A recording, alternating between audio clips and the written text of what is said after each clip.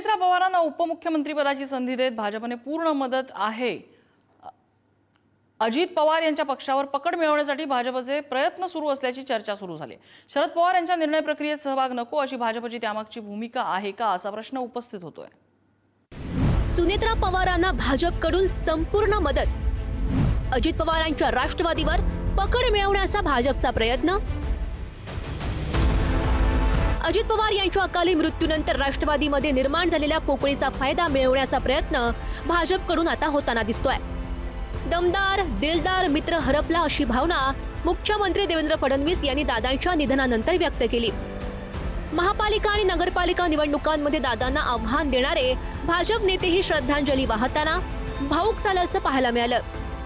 अजित पवारांच्या श्रद्धांजलीच्या भाजपाने दिलेल्या जाहिरातीही वादाचा विषय ठरल्या। याच भारतीय जनता पक्षानं दादांवरती 70,000 कोटीचा सिंचन घोटाळ्याचा आरोप केला आणि त्यातलं काहीच ते सिद्ध करू शकले नाहीत। माझी अशी विनंती आहे, मी मागणी मांडतो, माझी विनंती आहे, दादांवर जर खरोखर आपलं प्रेम असेल भाजपचं, जे आपण जाहिराती दिल्या, तर दादांवरील जे आरोप आपण भाजपने केले, प्रधानमंत्र्यांनी केले, ते आरोप तुम्ही मागे घ्या। अजित पवार यांची चिता जळत असताना तो चितेचा अग्नी शांत होत नाही तोपर्यंत तुम्ही ट्विट करून आरोप प्रत्यारोप करताय। तुम्हाला लाज वाटली पाहिजे। संजय राऊत याला गिधाडी प्रवृत्ती म्हणतात, त्याच्या पलीकडे याला शब्द नाही।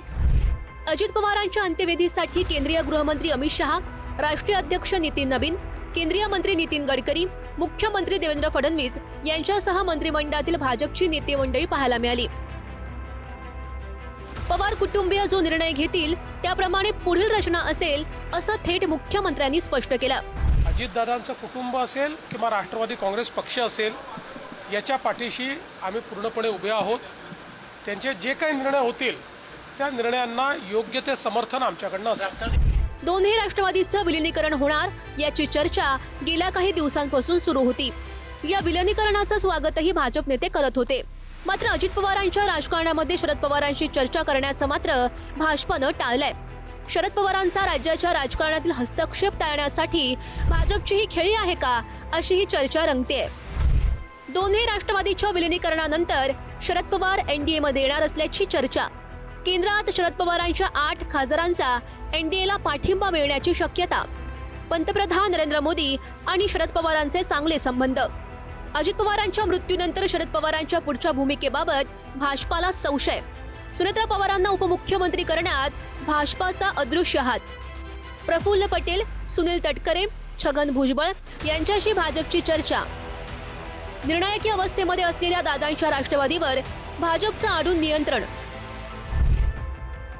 सुनेत्रा पवारांना उपमुख्यमंत्रीपद देत शरद पवारांना आणि त्यांच्या साथीदारांना सत्तेपासून दूर ठेवण्यात आणि अस्वस्थता वाढवण्यात भाजपला यश आल्याचं मानण्यात येत आहे। मला याच्या मागे फक्त भाजपचा सत्ता संघर्ष दिसतोय।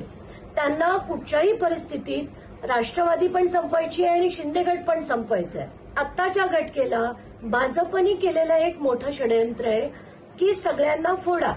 आत्ताच्या आत्ता सुनेत्रा पवारांना शपथ घ्यायला लावा, इतकंच नाही तर त्यांना राष्ट्रीय अध्यक्ष करा त्या पक्षाचं।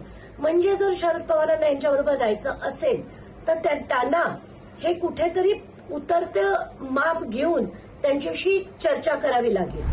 राज्याचं अर्थखातं अजित पवार यांच्याकडे होतं, आता ते भाजपकडे येण्याची शक्यता आहे।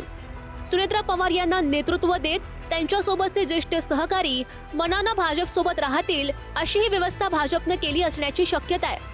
भाजपच्या या खेळीचे परिणाम दोन्ही राष्ट्रवादीतल्या संघर्षात आगामी काळात दिसतील। विलीनीकरणाचा मुद्दाही बाजूला पडण्याची शक्यता आहे। पुढच्या विधानसभेपर्यंत या खेळीची फळं भाजपला कोणत्या स्वरूपात मिळणार हे आता पाहावं लागणार आहे। ब्युरो रिपोर्ट, पुढारी न्यूज, मुंबई।